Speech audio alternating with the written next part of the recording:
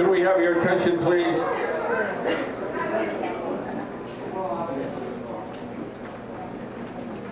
Can we all be seated?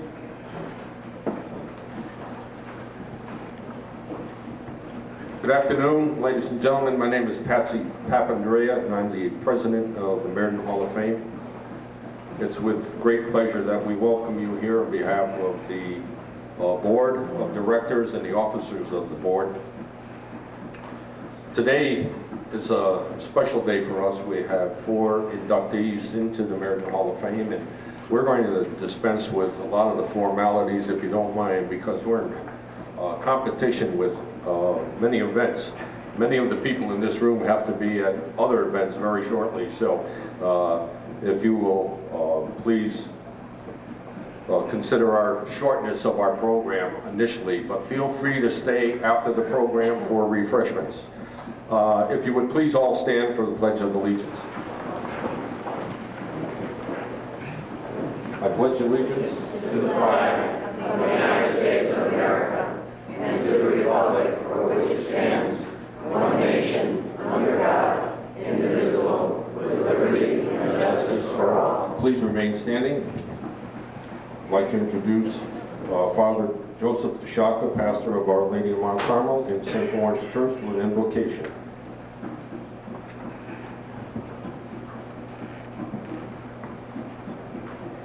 Lord our God, you gather us today in this historic setting so that we might give recognition and due honor to people who have inspired and encouraged each one of us. May all of us recognize the talents that we have been given, that we inspire others. As we gather, as we honor others, may their example move more people to seek what is truly good, noble, and uplifting. As citizens of a great nation, may we recognize our opportunity to welcome and invite all citizens to participate fully in the goods and the rich diversity of our country. Lord God, you are greater than all of us. Move our hearts, inspire our spirits by the very gift of life that we have. Thank you, gracious God, for all your gifts. Amen. Be seated. Thank you, Father Joe. At this time, ladies and gentlemen, I'd like to introduce the Honorable Mayor of the City of Meriden, Mark Benigni, for a greeting. Thank you, Patsy. And thanks to everyone who's here today. It's an honor for me to be here and welcome you to the Curtis Center. And on behalf of the city, I want to congratulate the recipients of this most prestigious award. First, obviously, Mrs. Jean Lukens and Miss Reel, who's here to accept the awards. And on a personal note, Mr. Crone, Paul Crone, was my teacher. I warned him when they sat him next to me that I had to make one little comment. I had him for economics and geography, and one student raised their hand and said, "What does that have to do with economics and geography?" And he goes, "Son, I'm teaching you about life. Listen."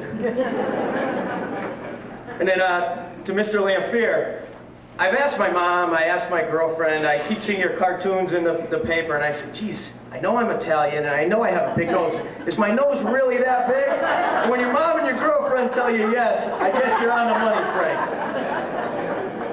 With that said, really, this is a great day, a great honor for these 4 inductees. It's the most prestigious award we have here in the city of Meriden, so congratulations to all of you. I'm pleased to be here to enjoy the day with you. Thanks.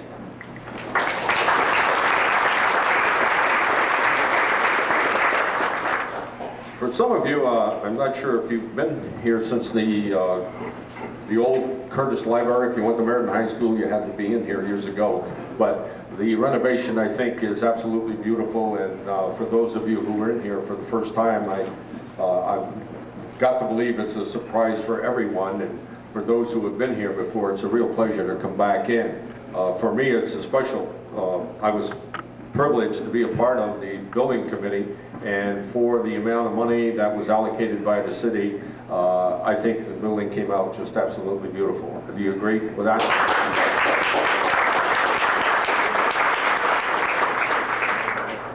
As is customary with our organization, the first vice president is the Master of Ceremonies for the presentation part of the program. And it's with great pleasure at this time that I introduce to you Mr. Frank Ridley, the first Vice President. Frank? Thank you, Patsy. The Meriden Hall of Fame has a very rich history of honoring a diverse cross-section of distinguished individuals. Since 1975, we have inducted 85 men and women into this organization. These individuals have spanned the socio-economic strata of this community. They have demonstrated talents in various walks of life, and they have come from all periods of our history. Today's inductees are no exception. The lives of today's inductees cover over 100 years of Meriden's history, and although we honor these individuals for specific areas of their lives crossed across many activities and many areas throughout the city and the many areas that our association covers. As an interesting note, we believe ours is the only community hall of fame in the country offering such depth and diversity. In fact, one of our founding members of the association made that comment a number of years ago that we were the only municipal hall of fame, and we don't know anybody who's ever contradicted that. So that is perhaps still the case. Before we move on, I'd like all past inductees that are here today to stand and be recognized. Past inductees.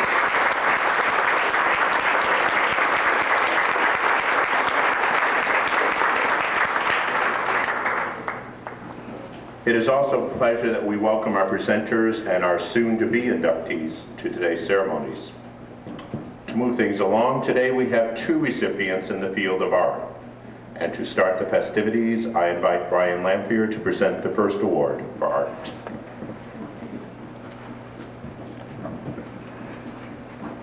Thank you very much. Good afternoon, everybody. When I first heard about my dad's election to the Meriden Hall of Fame, I thought that it was indeed a great acknowledgement of his many years of editorial and political cartoons, and indeed it is. And then when I was asked to say something, I thought it would be a great opportunity for me to say a few things about a truly extraordinary man. My father's dedication to town is not unique. It extends to his church, extends to his civic associations, and also to our family.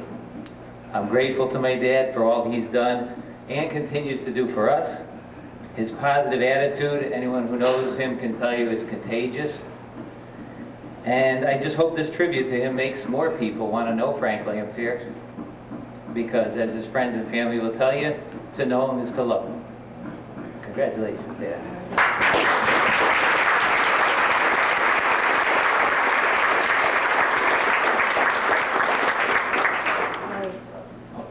And next is my brother, Blaze Lamphier.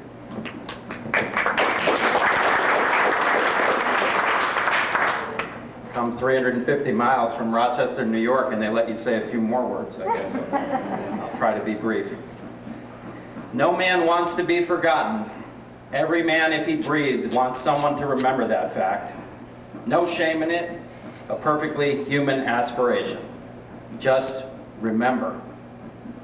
5 years ago this month, Frank Lamphier returned to the stage after a 20-year hiatus in a grand and glorious fashion here in Connecticut at New Britain's Hole-in-the-Wall Theater, and closed each show and that run as a man he couldn't have been more unlike, the irascible and frequently fierce Tyrus Raymond Cobb.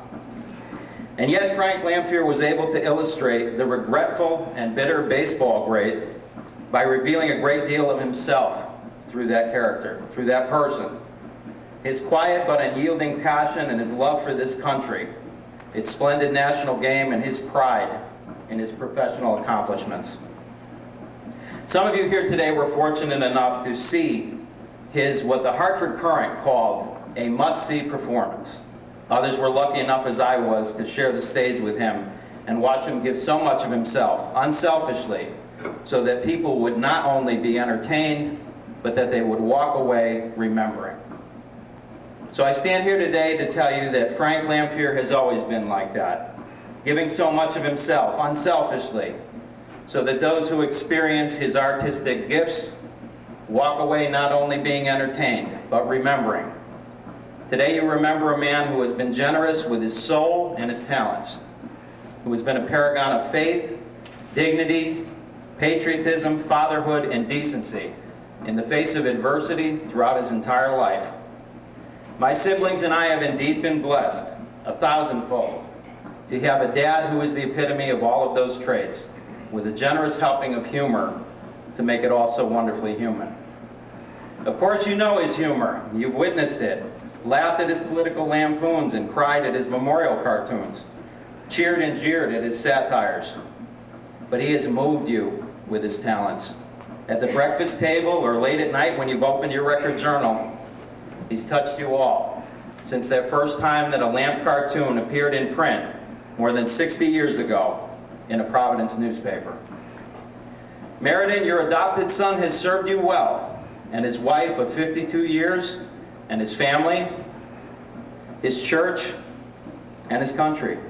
As a 17-year-old Rhode Island student at Providence College, he said goodbye to a promising career to protect the land and the freedoms he loved for future generations, not the least of which is the freedom of speech and the press. I know countless men and women answered that call and paid the ultimate price in World War II, but I also know that Frank Lamphier really believes and always will in this country, with all its strengths and its flaws, warts and all, the dear tenets of liberty that have come at such a great price to so many Americans who have gone before us. Meriden, as your inductee, helped this country overcome the foes of freedom in its gravest hours. So he has fought a vicious personal foe, that of muscular dystrophy, for more than a decade.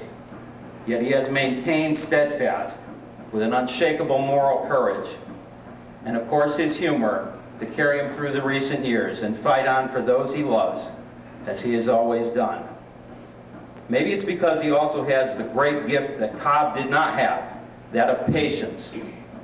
I'd like to think that his patience has, at least in a small way, been passed on to his children, I hope. He's had to have it, being a rabid Red Sox fan for 68 seasons. But look, since the performance of Cobb 5 years ago, he's witnessed Ty Cobb's hometown finally opening that museum that was unfunded 40 years ago because of contributions from Ted Turner and the Atlanta Braves. He's seen the city of Indianapolis dedicate a park to Oscar Charleston, whose nickname was the Black Cobb and who has been forever linked with his white counterpart and fellow Hall of Famer. His football team, the New England Patriots, captured a Super Bowl crown this past January. His son, as a starting catcher, led a Rochester baseball team to its first and his first baseball title at the tender age of 39. And finally, he himself, Frank Lamphier, was elected to the Meriden Hall of Fame by his friends and admirers in his own community, the most remarkable achievement of all of those. Well, Dad, quite an auspicious, truly amazing time since that gift you gave us 5 years ago. Maybe, just maybe, if your patience continues, another Red Sox championship could be in your future. No man wants to be forgotten. I want to thank you personally for remembering your cartoonist and my dad.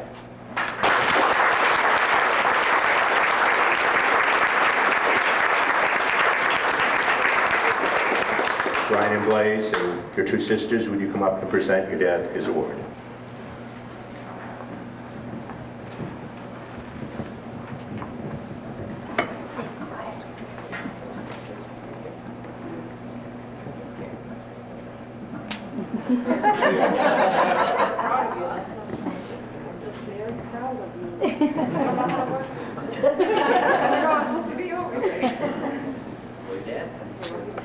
Congratulations.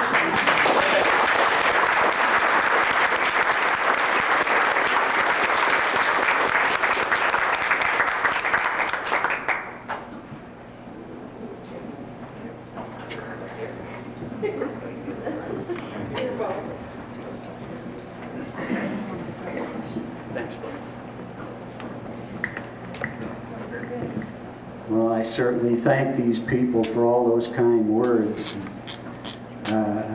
In fact, I'd kind of like to meet the guy they were talking about. Mother Teresa, if you heard that, my hat size is 5 7/8, but it used to be if you're fashioning a halo. Somebody once said, if you're going to talk, if you're going to make a little speech, have a good beginning and a good ending, and make the middle short. We've had the good beginning. I'll cut right to the middle short. Thanks. Who do you give thanks to? Thanks to our Lord for all He's given me. Thanks to my long-suffering wife, who married an artist. And she's the wind beneath my wings. She really is. My biggest critic. Sometimes she'll look over my shoulder, I'll have a rough sketch in front of me, and she'll say, "You're not really gonna draw that, are you?" And sometimes I do. But it's just been great, and probably the biggest honor of all is to be going into the hall the same time as my instructor. I had Ernst Lohrmann at Wilcox, and he taught me so much. What a talented man. He could draw anything. He was really so good. And I remember one of the first things I drew in that class was what he called nature drawing, and we had to draw flowers, real flowers. Recall that? And so I drew the flower to the best of my ability, and when he looked at it, he said, "Frank, you drew a good flower." He says, "But," he says, it looks like iron plate. It came out like iron." It was probably the forerunner of a steel magnolia. But anyway, that didn't stop me. I figured I'm going to get this thing down pretty good, because I always liked to draw.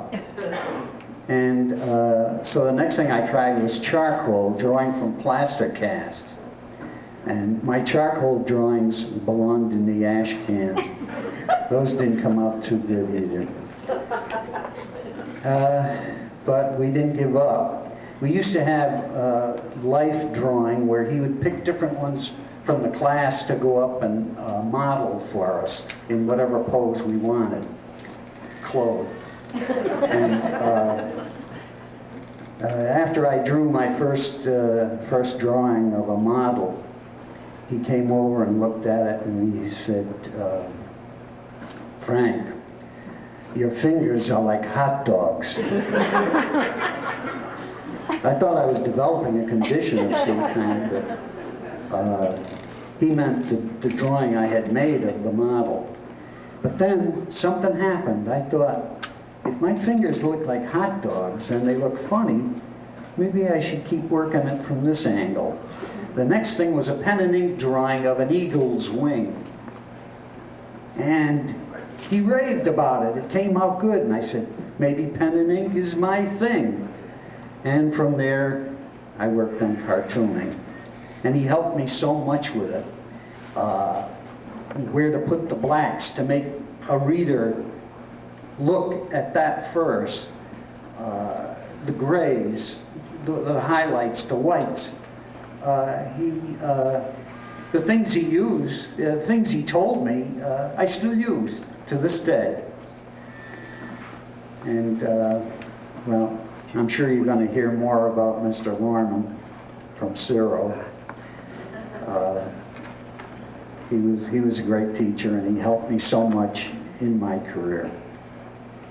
And we've come to the good ending, I hope.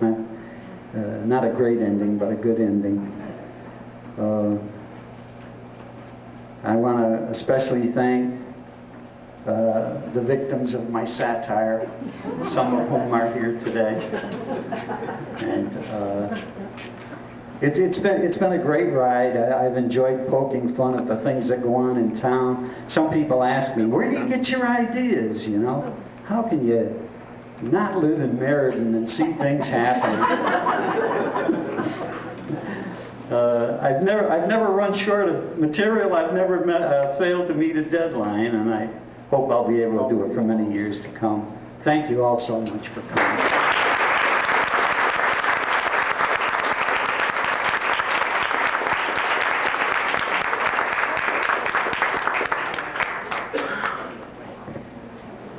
Thank you, Frank.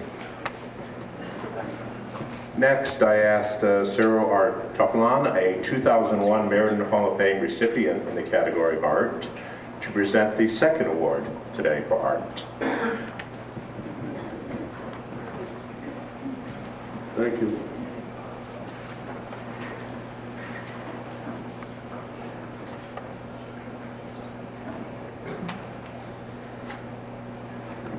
When I was going to school, I didn't have to wear glasses. Now I got to use glasses and a magnifying.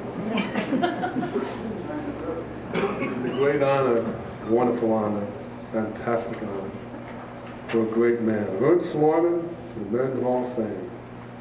He was a fine gentleman and the most outstanding teacher and artist, a scholar. He taught college art at a trade school. How do you like that? That's pretty good. College art, college level. The kids that graduated from Yale Art School for graduation would come up to Ernst Lohrmann for the extra polish. The kids that graduated from Rhode Island School of Design would come up to Ernst Lohrmann for the polish. Pretty good. That speaks for itself. Mr. Lohrmann covered all the bases and then some. He was generous with his time and his personal collection of period plates in which his students worked. He was a one-man operation, knew every subject thoroughly, and tried his best to bring out the best in his students. His intensity was not limited to teaching art history and art skills. More importantly, he had a great compassion for his students to succeed in life. He was hard. Oh, this guy was tough. Oh, he was tough. He was hard, and his humor, with a twist of a German accent, made him soft. And he was funny. When I first heard his name from my older brother, who was 8 years my senior, he called him Slice. Slice this and slice that. That everybody in his class called him Slice. I thought his name was Mr. Slice. All due to his German accent. The characteristic of the accountancy. That means the characteristic of the accountancy. No, we do not carry erasers in this class. Means no erasers in this class. Red Costella, a student, this is a funny story and I have to say it. Once a week, Mr. Lohrmann would let us have 1 hour for ourselves to express ourselves in whatever field we wished. And Red Costella decided to do an abstract painting. Well, Mr. Lohrmann did not like abstract paintings. He didn't like anything abstract. But he gave the kid the opportunity to do his job. So he made this abstract painting. He worked on it for 1 hour, and then the following week, another hour and another hour. And he was very patient with him. So finally, on the third week, 3 hours later, he said to him in his Germanic voice, "Child, that means say what? Child, what are you going to do with that thing?" And Red would say, "You know, it's the one, you know." Well, he says, "I tell you what you do. You take, after you finish, wrap it up with some chicken wire and put it in the closet."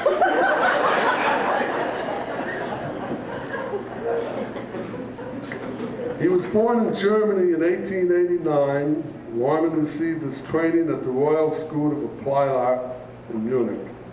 He immigrated to the U.S. in 1924, and he worked as a freelance artist in the International Silver Company Design Department. He became a U.S. citizen in 1929, conducted a one-man art department for 25 years at the old Wilcox Tech School. And he was founder, as most people know, the Meriden Arts and Crafts. He died September 11th, 1967, at the age of 78. His knowledge of ornamental design and period art was outstanding. His ability and talent to guide students in the field of art of their desires was wonderful. Diversity, silverware, jewelry,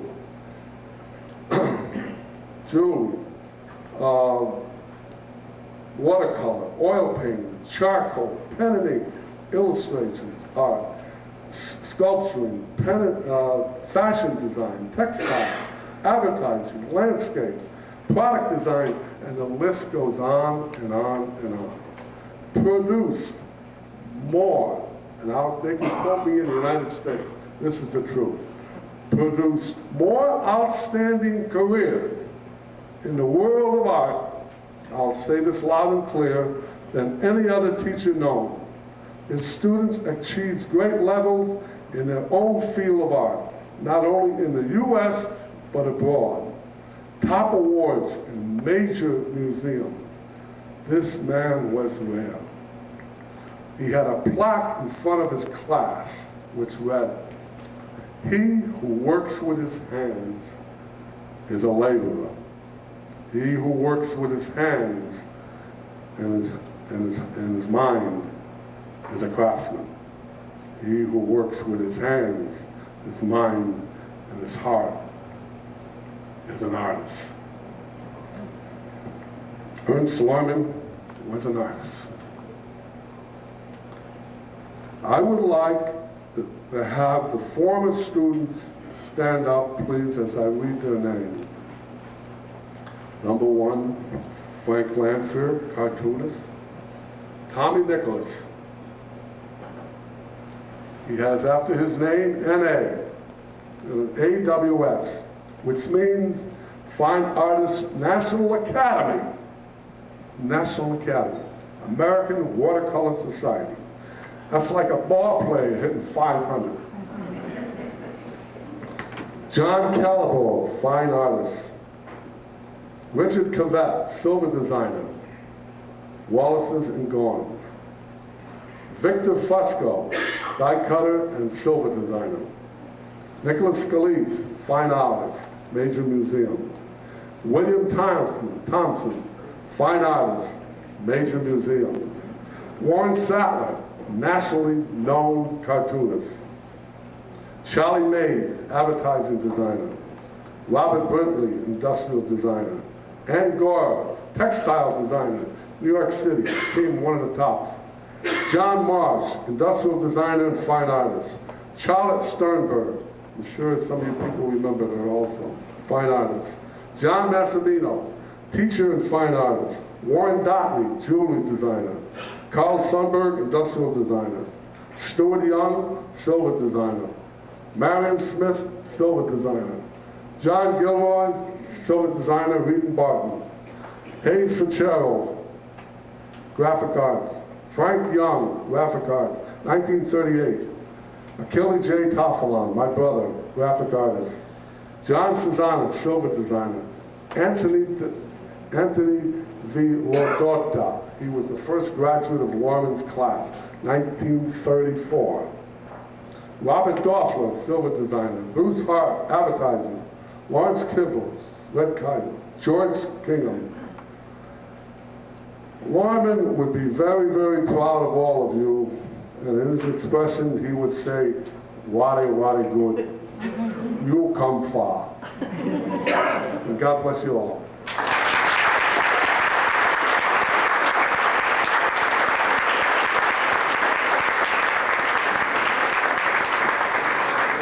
I would like Susan Reel to come up. This is the granddaughter of a wonderful man. Thank you. I have to say that this is something that I made a promise to my dad, who died about 5 years ago, that I would continue to work in whatever way that I could to see my grandfather be in the Hall of Fame. And Dad, he did it. When I think of my grandfather, I remember as a little girl going over to his house. It was my Omama and Opapa, and they would give us crayons and paper, and we would draw pictures like most little kids would draw them, and my grandparents would be so excited. They would put them up in their house, and they would keep them in picture books. And then as I got to be in middle school and old enough to really formally take art lessons from my grandfather, I took lessons from him. My brother Bob took art lessons from him, and my husband Rick took lessons from him. And believe me, it didn't make any difference whether or not you were his granddaughter. He was a tough teacher, but he was a wonderful teacher. And I was no great artist, but I really loved spending time with my grandparents, and I enjoyed learning the things that he could teach me, because he taught you a lot more than art. As was said before today, he taught you about life. As I got older and got married and had a family of my own, and have children who are artists, through the years I've learned more and more about what an extremely talented man my grandfather was. He wrote a book about his experiences during the First World War in Germany. He drew pictures of the experiences that he had during the war. We have sculptures, we have jewelry, we have paintings. My grandfather never sold his paintings. He hung them in his house. He captured the moments of beauty that he saw around him, whether it was a landscape or a flower, and he put them on the walls, just one after the other, because I think they were his windows to the world. He captured those moments forever. And it was beautiful to spend time there, because he could teach you about flowers and birds and all kinds of things. I just really want to thank Ciro and thank all of his students who are here today, because through the years I've gotten to meet a lot of you, and I love hearing the stories about my grandfather. Yes, he had a wonderful German accent. And oh, Papa, I know your star is shining brighter today. And Dad and oh, Mama, we did it. And I want to thank my family too, because they all knew oh, Papa. And you know, my father would be very proud to know that this happened today. And I know that he is very proud to see that we have a gallery of our friends and family over here, and a gallery of his students here to recognize him. So thank you all very, very much. Thanks so much.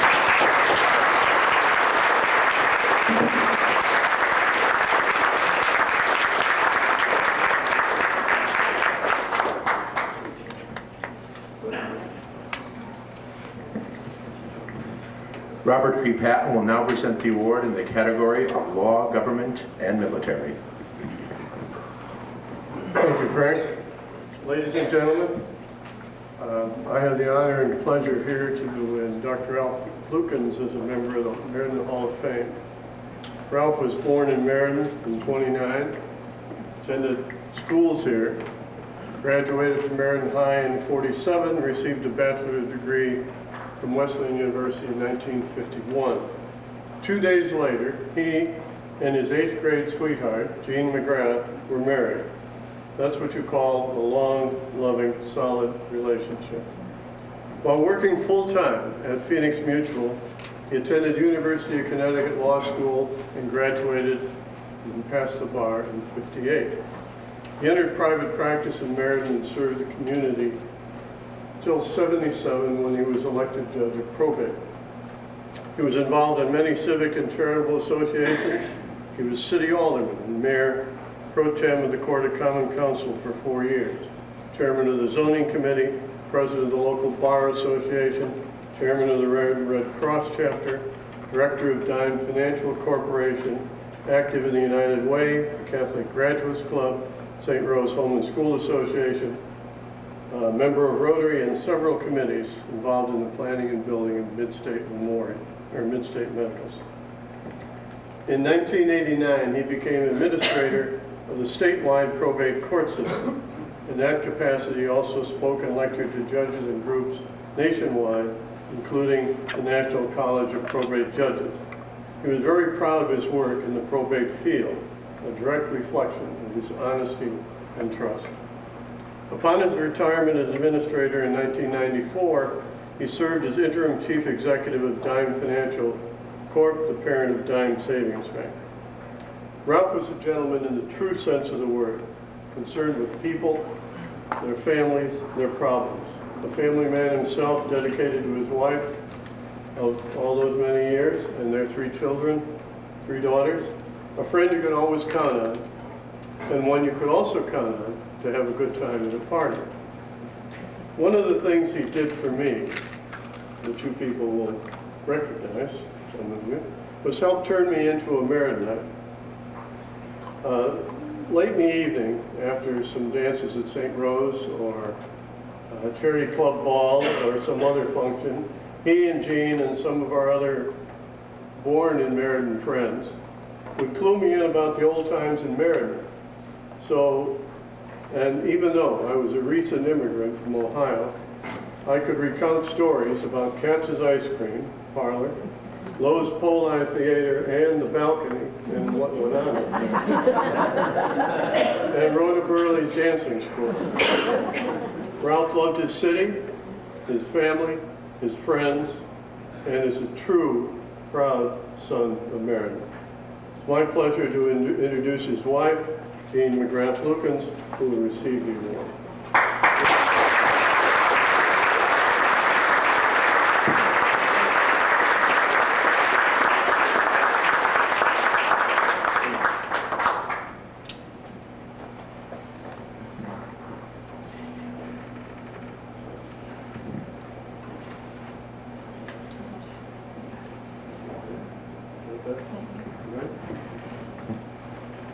Thank you, Bob, for your very kind words.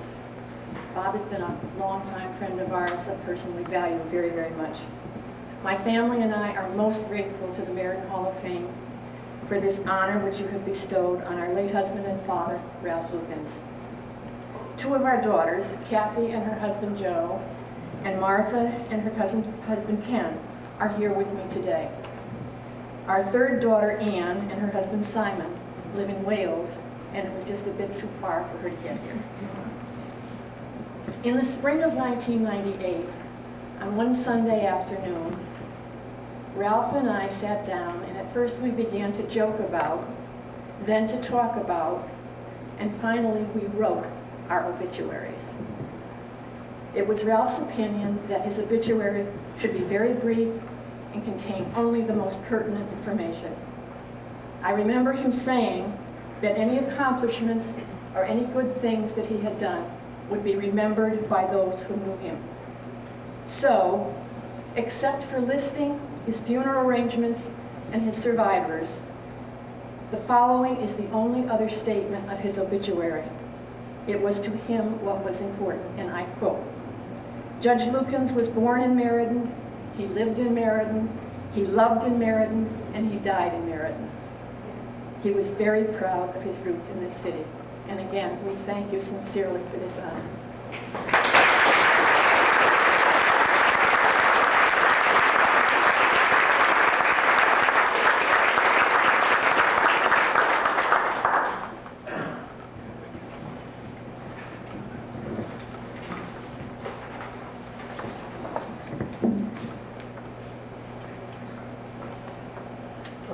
Stole the paper. End of the program. End of the program, we know what it's going to be doing. We come to our final award this afternoon, and I know I'm a little biased about this, but I think that the best thing this individual did was marry a beautiful lady a number of years ago, and that brought him into Meriden. But you're going to hear a lot more about his accomplishments. And I invite Raymond Fortier to present the award for sports.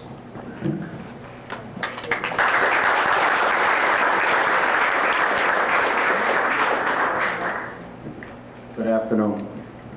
I was asked to present this today, and I was surprised, honored, and apprehensive.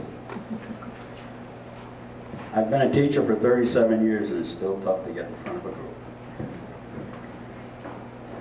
Paul, what can I say? I've known you for 48 years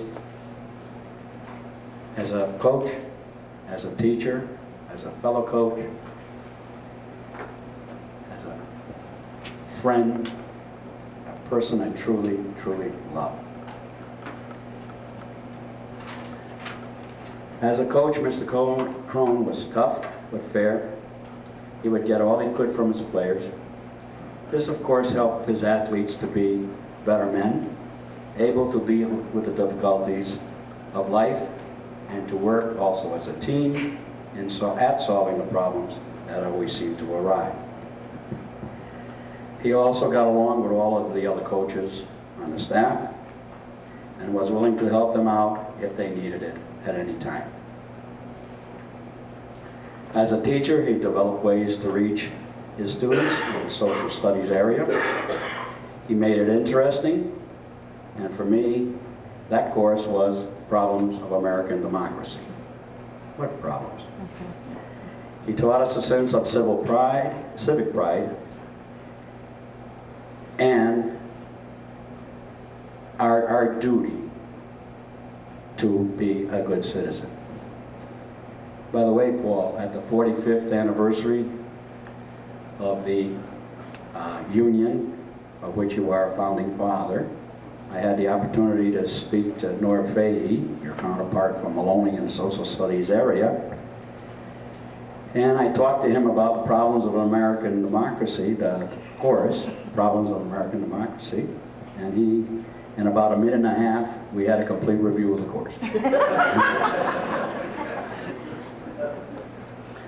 As a union person, of which I just mentioned he was a founding father, he always strived for what was right for his fellow man. He was always there in the good times and the bad times. The bad times being, for some of you, you may remember, 1976, where he was the calming influence for all of us, where we were treading on new ground, wondering if we're going to end up in jail. As an assistant AD, speaking of myself now, acting AD, and then later AD, I found Paul to be one of the steadying influences for the Platts athletic department. I knew that I did not have to worry about the tennis area at all. It would always be ready to be played on. He made sure of that. He made sure he got everything done for us. There are only two things I'd like to say at this time, but upon reading what this group had to say about him, I now know why he ordered so many tennis balls. He needed them for all the other tennis events that were taking place. Welcome, Letitia. And also, I have to say this. In 1994, he won a league title, but I got a better record than he does. In tennis, I'm 1-0. I had to cover for him because he had something very important he had to do, and we won a league title with that event. Although Grady says he's also 1-0 too. Paul paid me the highest compliment by stating that he would stay at Platt High School as a tennis coach after his retirement in 1989 and stay as a tennis coach until I retired. A promise he kept. Thank you, Paul.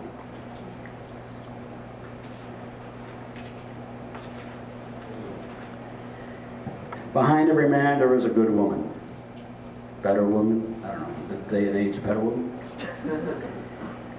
I have to say, in Paul's case, by the way, it took me a long time to use the word Paul. It was always Mr. Crone. Even as a colleague, it was Mr. Crone. I would say Paul had a great woman, not behind him, but at his side, standing alongside of him all the way. She is a loving wife, mother, and the glue that holds it all together. As you all know, it takes a lot of time, teaching, a lot of energy, coaching, hours beyond hours to be a good coach and a good teacher. She allowed us to have Paul for all those extra hours. Thank you, Nancy. And thank you, Eric, Stephen, Sue, and Paul. You probably saw him more at school than anywhere else. But nonetheless, you are all living successful and happy lives, doing what you like to do. A statement to great parenting.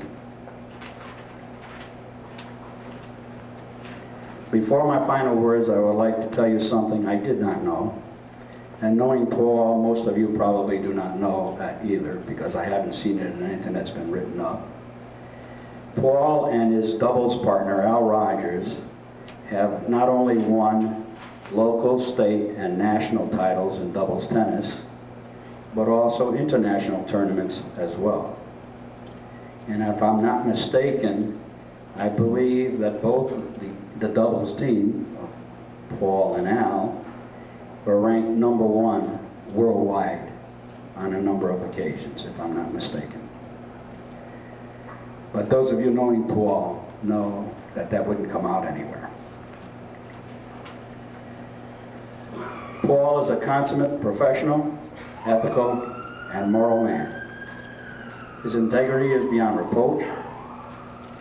I consider Paul a dear friend and someone who will always be there for whoever needs him. I'd like to take a quote that I heard the other evening at a nice affair we had with Paul from his partner in tennis, Al. Paul was way across somewhere over there. Al and I were speaking together. I love you, Paul. I'd like to change just one word. We love you, Paul. Ladies and gentlemen.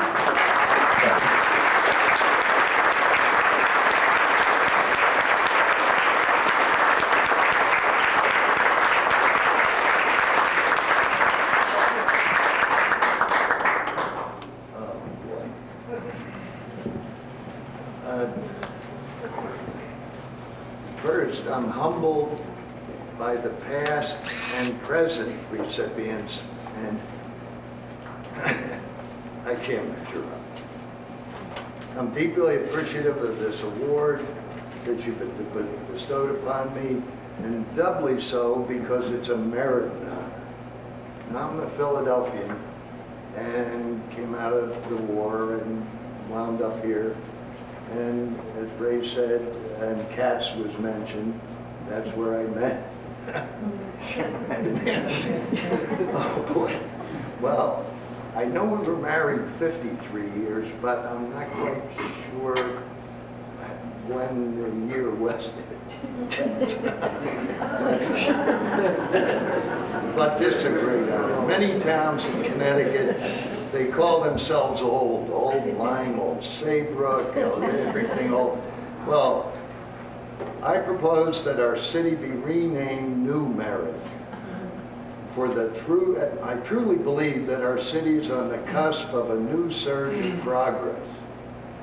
Well, the building, this refurbishment of this building is a prime example of Meriden deep interest in our heritage, along with economic, educational, arts progress. It just, I feel it doubly because Meriden, I think the progress is going to skyrocket from here. Now, as for the award, in terms of the corporate scandals that have hit our country, I should have a disclaimer of a type. I kind of sent a letter to the committee, and I borrowed from Will Shakespeare's resume, which simply said, "Am available."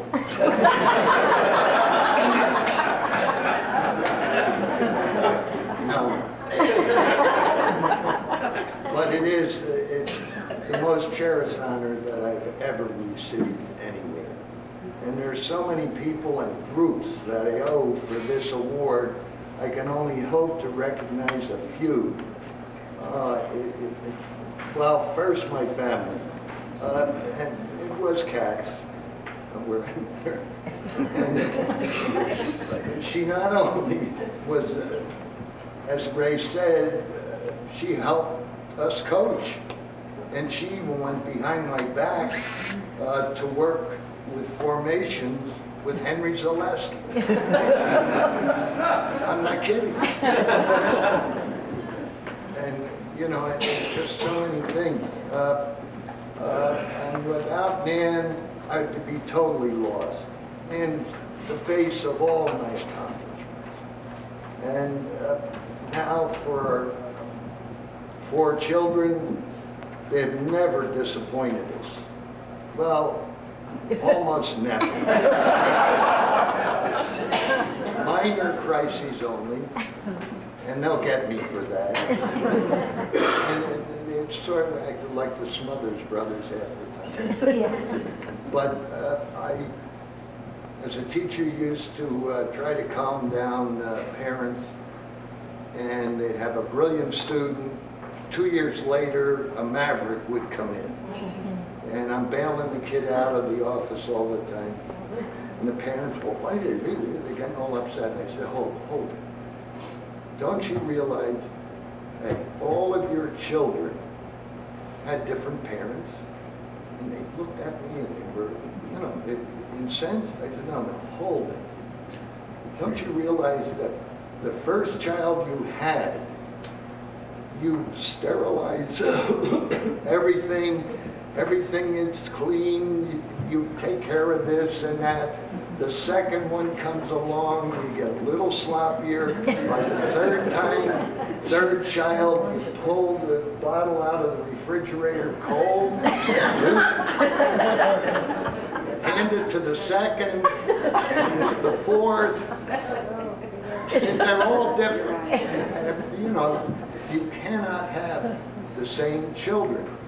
So, as it is, the eldest, I don't know,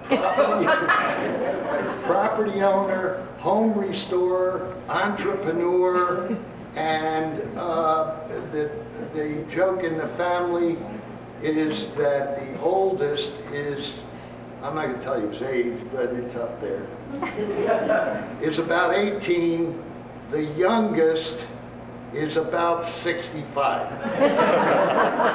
But you cannot keep up with Eric's adrenaline. There's no way to do it. And I'd like to recognize his good friend Diana Rosa, who kind of stabilizes him, thank God. Stephen, our wilderness trainer of sled dogs, ski center operator, and llama trek director, totally different, Western Maine, and he couldn't come because he's up to about 60 plus sled dogs, and some are giving birth right now.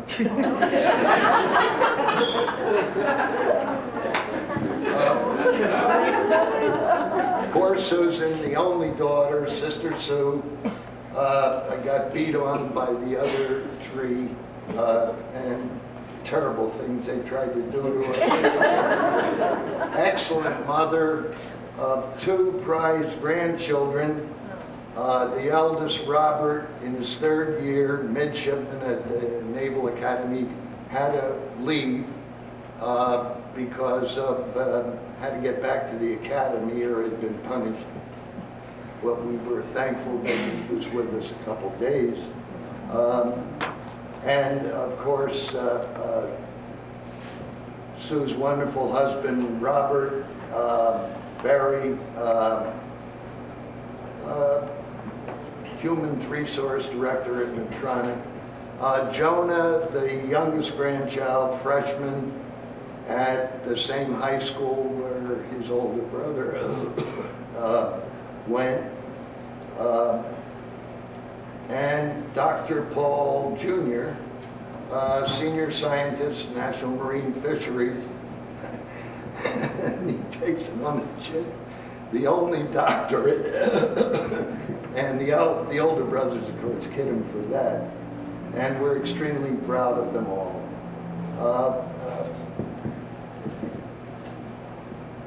I must also thank hundreds of Meriden citizens, but obviously I cannot. They all share in this award. However, I must mention some. John Bub Shaw hired Ray Stoviak and I in 1953 for the old Meriden High School. I have to thank all the ADs I worked under, and of course Ray, Bernie Sprofke being the first, and I can't say enough about Benny Zajac. Unbelievable background in athletics. Well, you people know it up Meriden. Eddie Stankiewicz, right up to Rich Katz, all the teachers, coaches, now especially my fellow coaches, John Klarman and Henry Zaleski, just too young. They left me too young.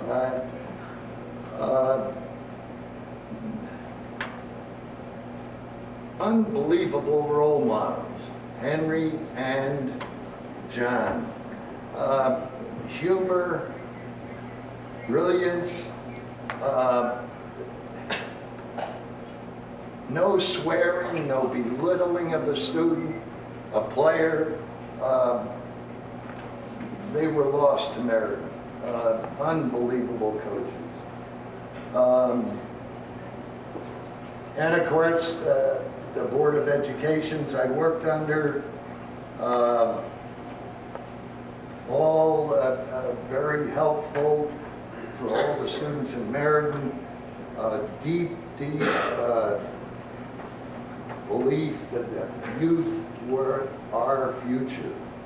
And of course, I have to mention a fellow philosopher of mine, Roy Gooding. We philosophize to this day, and if people listen to us, they can't figure out what we're talking about.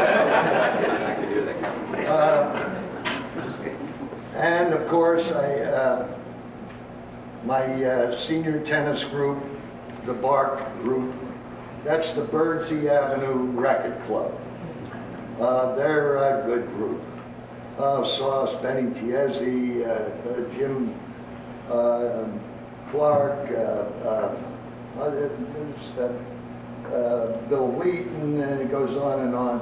And of course, Al Rogers would mention my Polish buddy from Brookline, Mass., who taught me more about tennis than I could ever remember. And it goes on and on. Norb Fay, Mickey DeLucia, all those guys. I can't. My gang that used to help me on the field with stakes and stuff, Billy Kilroy, he left us too soon, and of course Jim Teagle, Bob McNulty. There's so many people. You have to get me a hook.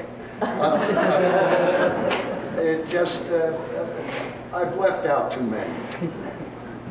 But I also honestly feel that my humble accomplishments are a result of Meriden's entire population. Everywhere I go, I got help. And I've always felt that I learned far more from my students. You know, I had thousands of students who put up with me over many, many years coaching and teaching. I always felt that I learned far more from them than they ever learned from me. They helped me to become a better teacher, coach, year after year. And Meriden's youth are a truly outstanding force in our community and nation. And I'm not exaggerating. Our graduates, both Platt and Maloney, have done and still are continuing to do outstanding work. Science, education, economics, athletics, and the arts. Only one, there's a million come to mind, but this is typical. Kenny Carpenter. So he's in Bryn's class, and he runs through calculus, physics, chemistry, and I would go to him once in a while because my field was in the sciences. And I'd ask Ken, I'd say, light years, how does it relate to an orbit or something? Because I read, and Ken would tell me. I couldn't understand. No way. He goes on to work, he's an astronomer, and correct the Hubble Space Telescope. And unbelievable, pardon me, but you never hear much about it. And there's a lot of kids like that. They just enhanced Meriden's role as a progressive community. And we live, obviously, in precarious times, but never forget Meriden's youth. They're our key to our future. Help to stabilize them emotionally, educationally, athletically, and in every other way. Again, thank you. Thank you.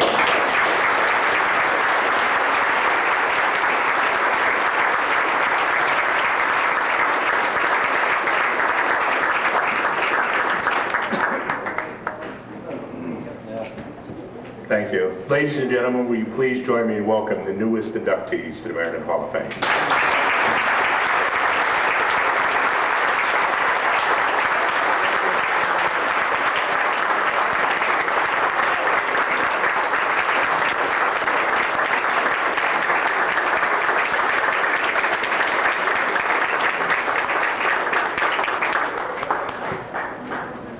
Thank you. In a moment, we will close these ceremonies with a benediction.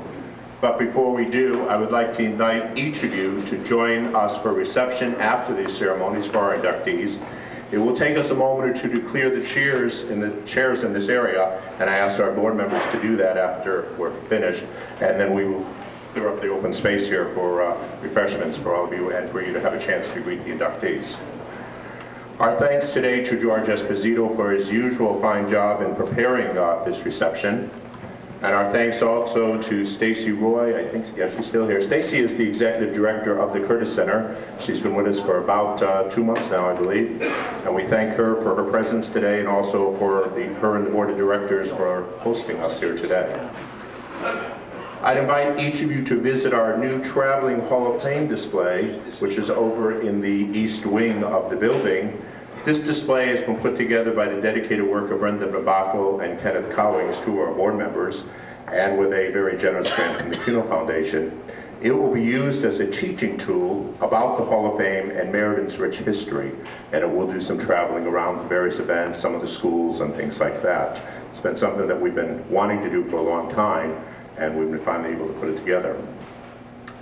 Also, if you have pre-ordered your anniversary book update, you may pick it up from me before you leave today. A couple of years ago, we did put together an anniversary book. It lists all the members of the Hall of Fame from its inception back in 1975, and it has some of the history and whatnot.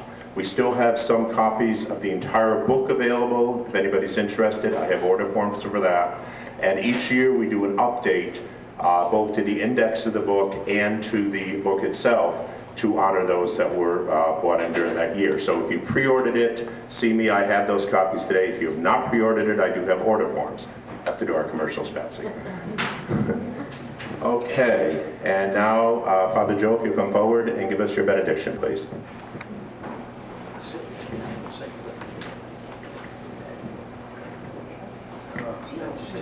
Gracious God, we have honored special people today. May we bring all that has touched us this afternoon to others, that our world would truly be a place of goodness, of peace, and of justice for all. Amen. Thank you, ladies and gentlemen. Please enjoy the reception.